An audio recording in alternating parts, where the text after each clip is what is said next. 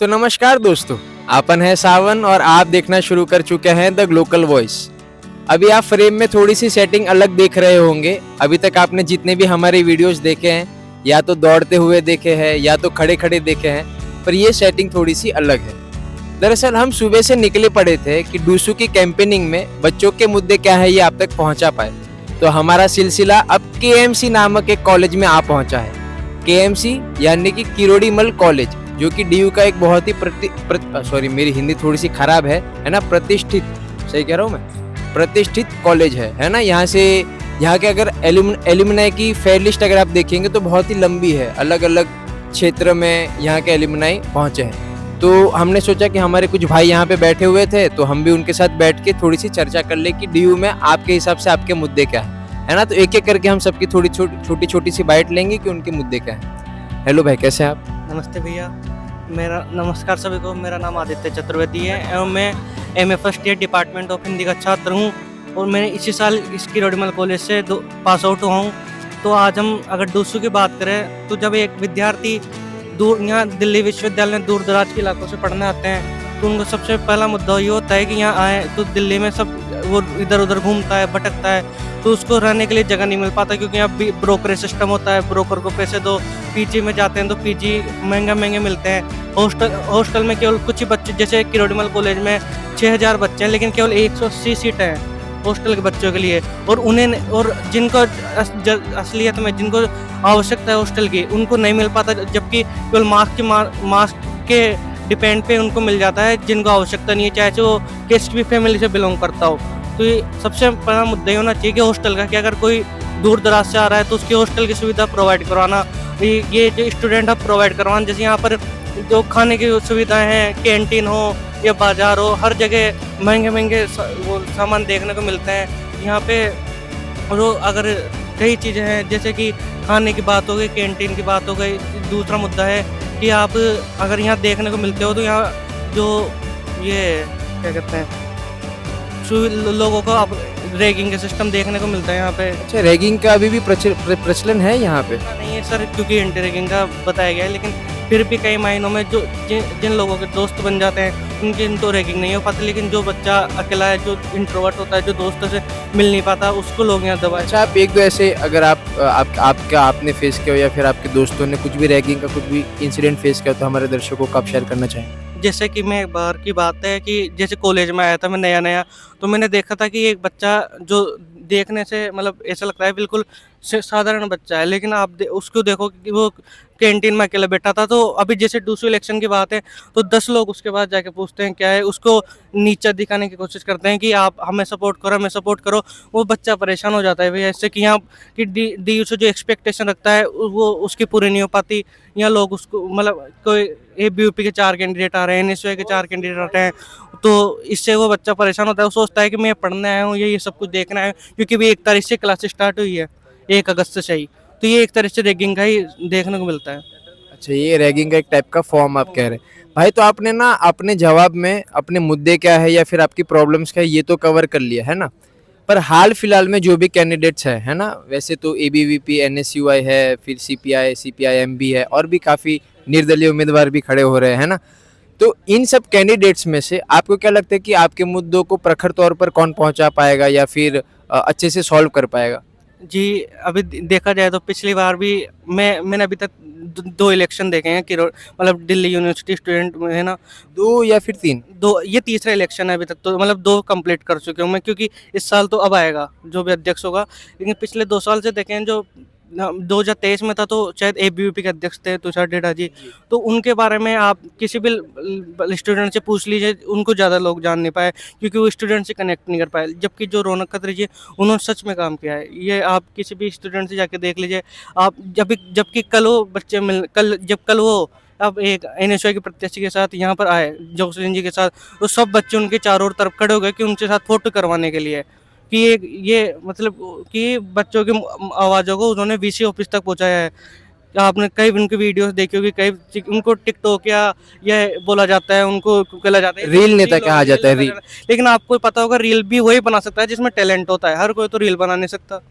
Reel उसकी famous होती है जिसने सच में कुछ किया है, सच में काम किया है। तो इसे टिकटॉक या नेता कहना ये सही बात है? भाई ये तो आपने थोड़ा सा पास्ट के बारे में बता दिया और थैंक यू। पास्ट के बारे में हमारे दर्शक भी जान पाएंगे जो नहीं जान रहे थे।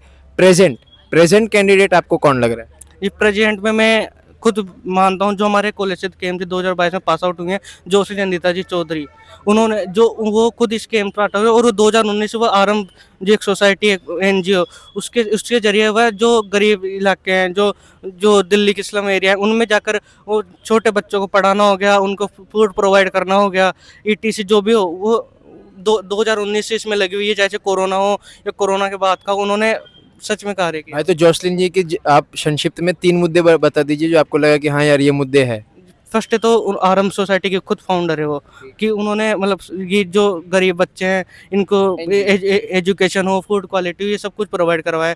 सेकंड है कि वो कितने कम कम समय में लोगों से कनेक्ट कर पाइए, उनकी कम्युनिकेशन स्किल, क्योंकि एक आप होता है कि आप अपने लीडर से कैसे कम्युनिकेट कर पाते हैं, उनसे वो आपसे मिलता है तो उनके मुद्दे आपको कैसे समझ में आ पाते हैं, तो उनके मुद्दे में सच में समझ में आया कि ये सच में स्टूडेंट की बात करती है, क्योंकि वो खुद एक स्टूडेंट रह चुकी है। और तो कई लोग देखे होंगे भैया आपने कि केवल इलेक्शन के लिए यहाँ कॉलेज में एडमिशन लेते हैं, जो जैसे अधिकतर जो कैंडिडेट्स हैं अभी वो एम ए बुद्धिस्ट में एडमिशन है उनका, केवल इसलिए वो आए हैं कि वो इलेक्शन लड़ सके, लेकिन उन्होंने खुद ने प्रॉब्लम फेस किया और उन प्रॉब्लम को वो दूसरों में उठाएंगी, हमें लगता है सर। अच्छा, हम अभी बाकी लोगों की तरफ भी जाएंगे। भाई आपका नाम वो सब संक्षिप्त में बता दीजिए, उसके बाद हम मुद्दों पे आएंगे। नमस्कार साथियों, मेरा नाम आशीष कुमार अम्बेश और मैं करोड़ीमल महाविद्यालय के ही इतिहास विभाग का तृतीय वर्ष का छात्र हूँ। हिस्ट्री के आप 3rd ईयर के स्टूडेंट हैं जी। जिनकी हिंदी ज़्यादा अच्छी नहीं मेरे जैसे, उनके लिए मैंने बता दी। नहीं, मेरा हिंदी की तरफ भी इंक्लाइनेशन है। बिल्कुल रहना पीछे। तो जैसा कि आपने बात की कि आप मतलब क्या देखना चाहते हैं और आपके मुद्दे क्या हैं। पहली बात तो जैसे ये इलेक्शन सीजन स्टार्ट होता है उसी टाइम स्टूडेंट्स का एडमिशन होता है फर्स्ट ईयर्स का। अब उसमें क्या होता है, फर्स्ट ईयर्स का स्टूडेंट है वो लेके आ रहा है एक्सपेक्टेशंस कि डीयू में पढ़ाई हो रही है बहुत बढ़िया और काफ़ी डिसिप्लिन होगा। यहाँ आके क्या दिख रहा है, पर्चे उड़ रहे हैं। यहाँ आके दिख रहा है रोडें भरी पड़ी हैं पर्चों से, और जो पर्चे फैला रहे हैं बाद में वही झाड़ रहे हैं। बताओ, मतलब पॉलिटिकल स्टंट देखिए आप। मतलब पहले आप गंदगी करो, फिर वोट गेन करने के लिए उनको झाड़ू लगा दो। मतलब ये तो थूका चाटा थूका गधा बनाया बाप, नाम भी हमने लिया नहीं फिर कैसे समझे आप, वही वाली बात हो गई। फिर अब वो बच्चे आ रहे हैं, वो इनको पहली बात तो इनको पीजी ढूंढने में दिक्कत, दूसरी बात पीजी ढूंढ रहे हैं, कहाँ से ढूंढे, ट्रैफिक में फंस गए। काफिला चल रहा है इनका, 10-10 गाड़ियां एक साथ निकल रही हैं। सामान्य परिवार से आने वालों का काफिला। हाँ, सामान्य परिवार से आने वालों को काफिला, कि मैं बहुत संघर्ष किया है मैंने, मेरे पास मसल पावर नहीं है, ये और बोलते हैं। दूसरी बात मनी एंड मसल पावर का हो ही गया, कैसे ये प्रदर्शन करते हैं, मतलब इतनी महंगी मैं चाहूंगा कि ये सब तो प्रॉब्लम्स आप मुद्दों पे आइए कि 3 आपके सबसे, और मैं नहीं चाहूंगा कि बड़े बड़े मुद्दे, वो तो सबको पता ही है, hostel fee concession, metro concession, ये बहुत टाइम से चलते आ रहे हैं ना। बेसिक मुद्दों पे हम जाएंगे कि बेसिक मुद्दे स्टूडेंट आपके हिसाब से क्या है भैया, 3rd ईयर के स्टूडेंट। देखिए, जैसा मैं 3rd ईयर का स्टूडेंट हूँ, मेरी फैमिली ठीक है, मतलब फाइनेंशियल कंडीशन उनकी ठीक है, लेकिन अब जो बच्चा निम्न मध्यम वर्गीय परिवार से आ रहा है या लोअर मिडिल क्लास, बिल्कुल ही मतलब लोअर क्लास से भी आ रहा है, वो यहाँ पहली बात तो फीस का बहुत बड़ा इशू है। फीस का हम नहीं कर सकते, चलो वो यूजीसी का है, लेकिन हम कैंटीन में प्राइस तो कम करवा सकते हैं। कैंटीन में प्राइस रहता है नॉर्मली एक थाली का 50 रुपये। अब वो 25 की हो जाए तो बंदा 50 रुपये में 2 दिन थाली खा पाएगा। उसका 25 रुपये मतलब 2 दिन का चलेगा 50 रुपये। एक तो यहाँ फ़ायदा हो जाएगा उसको कैंटीन के प्राइसेस कम करने से। हाइजीन का मैटर करता है, बच्चों के पेट खराब हो जाते हैं। पानी की दिक्कत, हाँ, फर्स्ट ईयर में जब वो आते हैं, पानी में मतलब हम देख क्लोरीन मिला हुआ है, हाँ क्लोरीन कह सकते हैं आप, और बाकी छिपकलियाँ घूम रही हैं, मतलब पानी और वाटर कूलर में, पैक्ड वाटर कूलर में छिपकलियाँ हैं। आपके कॉलेज में ये पाया गया है? नहीं, मेरे कॉलेज में तो सच मुझे आइडिया नहीं है। अच्छा, तो आपने कहीं भी देखा था या फिर सुना है? हाँ, देखा था, सुना नहीं है, देखा ही है। अच्छा, देखा है। कॉलेज मुझे याद नहीं है, मैंने इंस्टा पे देखा था, डीयू का ही पेज था। बाकी लास्ट एक तीसरा मुद्दा गिना दीजिए, फिर मैं आगे बढ़ूंगा। तीसरा मुद्दा ये है कि आप छात्रों को एक यूथ आइकन के रूप में खुद को प्रेजेंट कर रहे हैं ना छात्रों के सामने, तो हाँ, तो यूथ आइकन के रूप में आप खुद को, आप सिर्फ बोलिए नहीं, कर्म करके दिखाइए। अभी मैं नाम नहीं लेना चाहूंगा, सबको पता है, अभी मासूम शर्मा आए, उनका गाना क्या चल रहा है, 2 खटोले, उस पर काफी केसेस हुए हैं, बवाल हुए हैं, लेकिन वो कॉलेज में आके वही गाना गा रहे हैं। पहली बात। दूसरी बात, स्टूडेंट इलेक्शन में खुलेआम शराब बांटी जा रही है। बताइए, यूथ आइकन है, ये खुद को यूथ आइकन की तरह पोर्ट्रे कर रहे हैं, लेकिन ये बांट क्या रहे हैं शराब। बच्चा क्या सीखेगा, फर्स्ट ईयर का आया है, यहाँ तो फ्री में शराब बट रही है। पापा पिज्जा बर्गर बट रहे हैं। बेटा आज खाने में क्या खाया?